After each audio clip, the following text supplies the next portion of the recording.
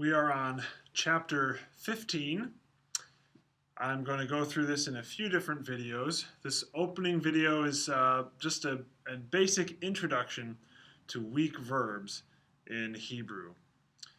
Weak verbs are formed when one of the weak letters or one of the guttural letters is present in one of the three root positions of a verb. You'll remember all verbs have three root consonants. If one of those root consonants is either a weak letter or a guttural letter, then you have a weak verb, or what you might call an irregular verb. A verb whose vocal pattern does not follow the dominant or the regular pattern, thereby creating an irregularity. Every single language has irregular verbs that conjugate funky or that don't go according to the typical pattern. And often, some of those words, the worst offenders of those words, are the words that are used the most. So in English, to go and went, right? This is different conjugations of the same verb, but they don't share any letters in common. Or be, is, was, were, those are all the same basic verb in different conjugations, but they're radically different. And the same works in Spanish, and the same works in Hebrew. So it's just something you have to get accustomed to, and something you just have to learn and memorize. However, in Hebrew, there are some benefits in that verbs are regular in their irregularity. So, every verb that has, for instance, a hey in a certain root position is going to be affected in exactly the same way as every other verb with a hey in that root position. So that's good news. So you only have to memorize one pattern of a hey in a root position, and then you know how that is affected in every single verb with hey in that position, or yod, or nun, or ayin, or whatever. So let me just illustrate. Well, before that, let's review. There are 5 gutturals, and there are 4 weak letters. So 9 of Hebrew's 22 letters, or 23, depending if you do seen and sheen is a different letter. 9 of them are weak or irregular in some form. The 5 gutturals are aleph, hey, hate, ayin, and resh. And the 4 weak letters are hey, vav, yod, and nun. These letters are weak because the sounds that they create, or that they represent, rather, are weak.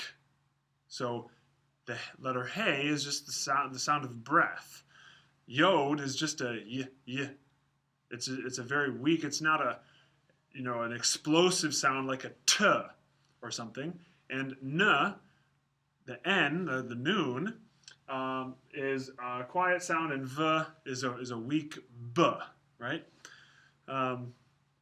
So all of these letters are weak because their sounds are weak. Languages are always first and foremost and fundamentally sound. And grammar and the rules of grammar come alongside our speaking of the language to help us understand how to categorize and systematize what we're saying or what we're reading. However, they're derivative, and languages are fluid, organic, adaptable phenomenon. It's an adaptable phenomenon, and it's constantly changing.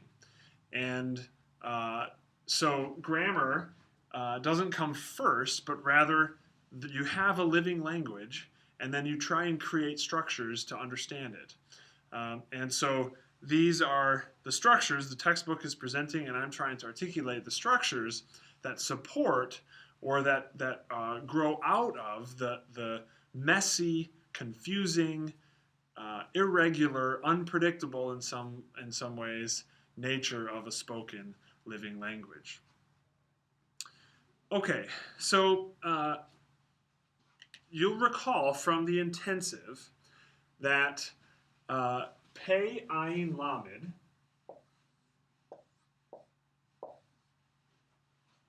is the paradigmatic root. So pei ayin lamed are the three letters used to form the names of all of the verb stems, like pa'al and nif'al and hif'il, pl. Right? These letters form the verb stem names and therefore express the vocal patterns embedded in the verb stems for the affix forms. But another thing that these three letters do, because they have this paradigmatic function, is that they can be used to create shorthand to talk about irregular patterns. Remember how I said verbs that are irregular are regular in their irregularity. They're consistently inconsistent. And so, for instance, you can use the letter pei to represent the first root position. Or you can use the letter ayin to represent the second root position, and then the lamed, of course, with the third root position. So, for instance, if you have a guttural, or more often, a weak letter in one of these three root positions, you can describe the pattern, the irregular pattern created by, for instance, a noon being in the first root position with this shorthand. Pei, chik-chak, quotation mark, noon. So, if you describe a pei noon verb, you're talking about a verb that begins, its first root letter is a noon. Or, if you have a ayin, chik-chak, yod, this is a verb who has a yod in the second root position. So its middle letter is a yod. Or lamed, chik-chak, hey. A lamed hey verb is a verb that ends in a hey. And any verb, regardless of what the other two root letters are, is going to be affected similarly at the end of the verb because of the hey. Same is true for the noon. Regardless of what two letters follow the noon in the root letter, the beginning of that word will be affected consistently regardless, because the noon is affected similarly by all of the different circumstances. For instance, if a prefix is added to a verb that begins with a noon, the noon is going to disappear in every case, and it's going to do the exact same thing. So I tell you that on the one hand to tell you and explain this shorthand, because I'm going to use it in the future to describe verbs that end in hey. I'll call them a lamed hey verb. When I say lamed hey, I'm talking about a hey as the last root letter. And there are lots of lamed hey verbs. There are lots of pei noons, and there are lots of ayin yods or ayin vavs. So I tell you that to explain the shorthand, but also so that you are encouraged by knowing that these are consistent. So you don't have to memorize every single different verb in its whole paradigm. You just have to memorize and understand these basic patterns and why the words are affected the way they are by these letters. And then you'll have a much more full understanding and an intuitive understanding of how to translate and how to make sense of and how to find the roots when you're looking at verbs with these letters. Because the way that weak letters function, at least, is they most often disappear. When you have a verbal root that has a weak letter in it, those weak letters are prone to disappear altogether in certain forms. and that will affect the verb, of course, in a variety of different ways. And so if you know the patterns and know in what circumstances these letters disappear, and when they do disappear, what signs they leave to sort of what Reese's Pieces they leave along the trail, attracting ET into the room, or what breadcrumbs they leave on their trail, or maybe you could think of them as a slug leaving a trail of slime, whatever you want it to be. They leave signs, and you can follow those signs to understand and figure out what the root letters are, then go to your lexicon and look them up.